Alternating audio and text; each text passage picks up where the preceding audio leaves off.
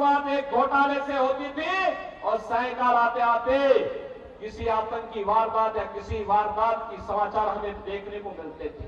जो लोग पाकिस्तान का राग अलाप रहे हैं वे कृपया पाकिस्तान जाएं।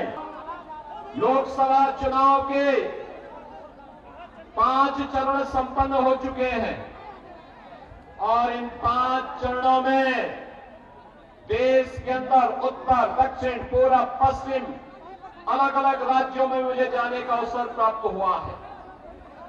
बहन और भाइयों, उत्तर प्रदेश में भी अब तक 53 सीटों पर चुनाव संपन्न हो चुके हैं, लेकिन जनता के मन में जो उत्साह है 4 जून को क्या होने जा रहा है ये पहले से ही जनता जनार्दन के सामने पहले से स्पष्ट है।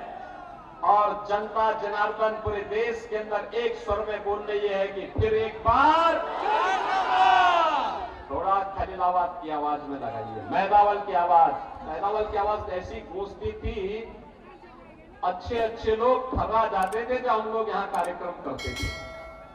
फिर एक बार, फिर एक बार, फिर एक बार, और अब की बार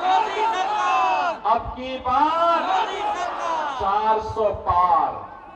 जब 400 पार की बात हम करते हैं तो बहन और भाइयों, समाजवादी पार्टी को 400 सीटों पर चुनाव भी नहीं लड़ रही है और वह कहती है कैसे होगा, तो जनता की ओर से आवाज आती है कि जो राम को लाए हैं, क्या आती है आवाज, जो राम को लाए हैं,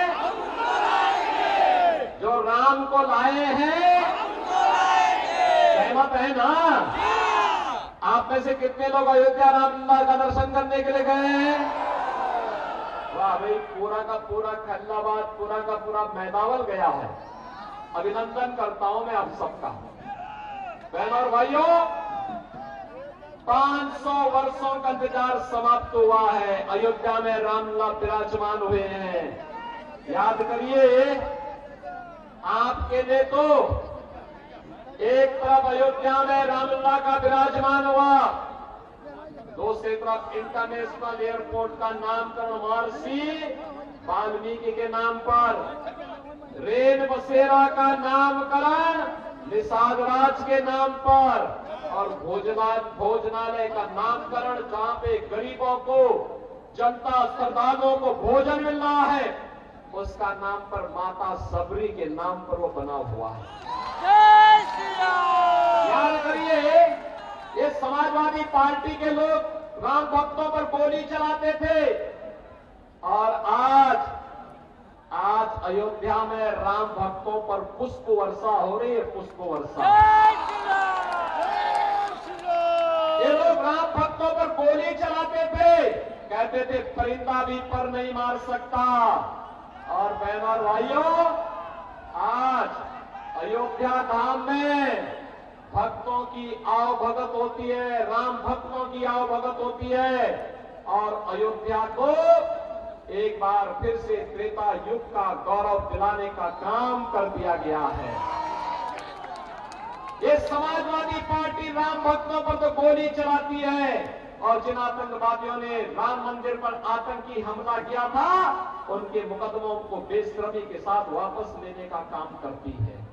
और इसीलिए आज मैं आपके पास आया हूं कि बहनों और भाइयों, आज जो एक परिवर्तन आया है कि राम मंदिर भी बनेगा, काशी में काशी विश्वनाथ धाम भी बनेगा, और साथ साथ आज जो ये परिवर्तन देश के अंदर आपको देखने को मिल रहा है कि दुनिया के अंदर सम्मान बढ़ा है, देश की सीमाएं सुरक्षित हुई हैं, आतंकवाद और नक्सलवाद का खात्मा हुआ है और विकास के बड़े बड़े कार्य हो रहे हैं। Highway, railway, medical college, IIT, IIM, AIIMS, Gorakhpur में एम्स बन गया है, फर्टिलाइजर कारखाना फिर से चालू हो गया है, नए नए उद्योग लग रहे हैं, पर्यटन के नए केंद्र के रूप में बाबा तामेश्वर नाथ का धाम भी विकसित हो रहा है और संत कबीर नगर की पावन महानिर्वाण स्थली को कबीर पीठ के रूप में एक बार शोध और इनोवेशन के नए केंद्र के रूप में विकसित किया जा रहा है। योगी आदित्यनाथ है ना भैया? प्रतिभा का पुराना बर्तन उद्योग वन डिस्ट्रिक्ट वन प्रोडक्ट में फिर से पुनर्जीवित हो रहा है। और यही नहीं, आज तो विकास के साथ साथ गरीब कल्याणकारी योजनाएं, याद करिए समाजवादी पार्टी के समय में लोग भूख से मरते थे, दवा के भाव में दम तोड़ते थे, किसान आत्महत्या करता था, नौजवान पलायन करता था, बेटी और व्यापारी की सुरक्षा खतरे में थी। सुबह की शुरुआत एक घोटाले से होती थी और सायंकाल आते आते किसी आतंकी वारदात या किसी वारदात की समाचार हमें देखने को मिलते थे। आज 80 करोड़ लोगों को मोदी जी के नेतृत्व में फ्री में राशन की सुविधा का लाभ प्राप्त हो रहा है। 80 करोड़ लोग फ्री में राशन 4 वर्ष से प्राप्त कर रहे हैं। मोदी जी ने कहा है अगले 5 वर्ष तक लगातार जारी रहेगा। बहनों और भाइयों, जो लोग आज पाकिस्तान का राग अलापते हैं, मैं उनसे कहना चाहता हूं कि पाकिस्तान के अंदर 23 करोड़ लोगों का पेट नहीं भर पा रहा है वहां की सरकार। वहां पे 1 किलो आटा के लिए कैसे छीना झपटी होती है, जैसे मोहल्ले के अंदर को जीव रोटी के टुकड़े के लिए आपसी छीना झपटी करते, ये स्थिति आज पाकिस्तान के अंदर आप देखने को मिल सकता है। और इसीलिए मैं कह रहा हूं, जो लोग पाकिस्तान का राग अलाप रहे हैं, वे कृपया पाकिस्तान जाएं। पाकिस्तान में भीख मांगने के लिए उनको अवसर जरूर मिल जाएगा। वहां उनको भीख भी नहीं मिलने वाली है। 60 करोड़ लोग 5 लाख रुपए की आयुष्मान भारत की सुविधा प्राप्त कर रहे हैं।